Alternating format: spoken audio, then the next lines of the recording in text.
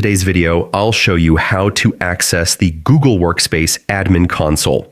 First, open your preferred web browser like Chrome or Firefox and navigate to the Google Workspace homepage. Once there, locate and click on the Admin Console. This is where all your organization's tools and settings are centralized. Next, log in using your business email with admin privileges. Regular Google accounts won't work. Enter your credentials carefully and click Sign In.